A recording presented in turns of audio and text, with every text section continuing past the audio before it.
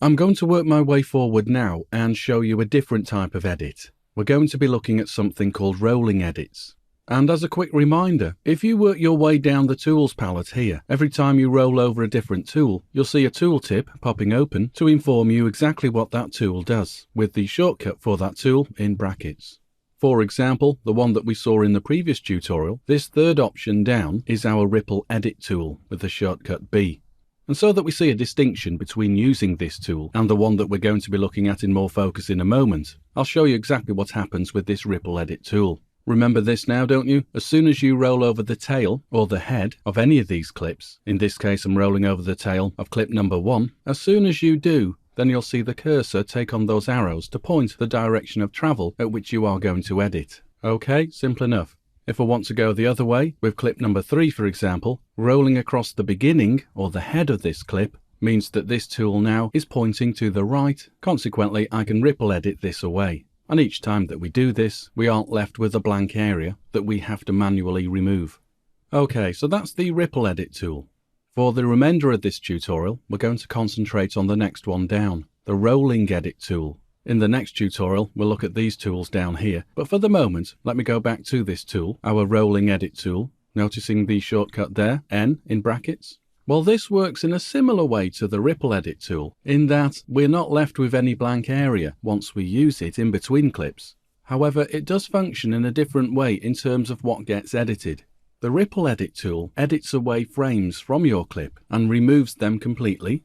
When I say completely, they're not deleted from the original source material. We are simply removing those frames here within Premiere Pro. Well, those frames, whether they are 2 or 3 or a couple of seconds worth, they get removed from view. And the following clip, or the preceding clip, dependent on which way you are ripple editing, well, the adjacent clip then snaps up against that clip that we've just edited. However, with the Rolling Edit tool, it works in a slightly different way.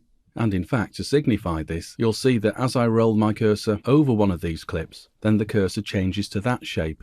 And it works by rolling the cursor to the division line between clips, and then as you start to move to the left or to the right, editing away frames. The amount of frames that you remove, and imagine you are removing a second's worth of frames, so that could be 25 frames, or it could be nearly 30 frames, dependent on whether you are using PAL or NTSC. But for our example, we're using 25 frames per second. Now imagine using this tool, the Rolling Edit tool. Imagine I was to edit away 1 second's worth from the end or the beginning of a particular clip.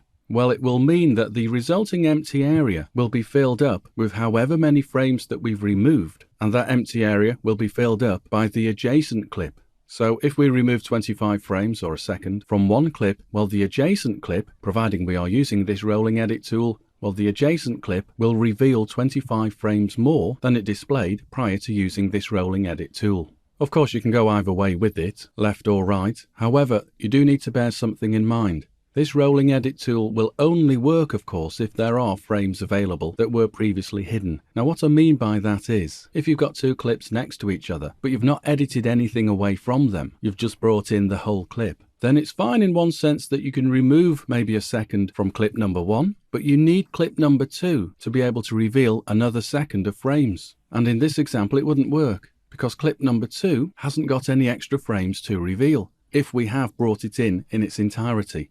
So as I say, this Rolling Edit tool is only going to work if you have already edited prior to bringing onto the timeline, or you've used a different tool to edit. And you'll see an example of this when we look at the program monitor. We've got some time code overlaid onto both clips, and you can see as I remove some frames from one of the clips, then the resulting blank area that should have been there is filled up with frames from the other clip. Okay, so that's the Rolling Edit tool. So I'll leave it here for the moment, and we'll progress, and in the next tutorial we'll look at some of those other tools found on our tool palette.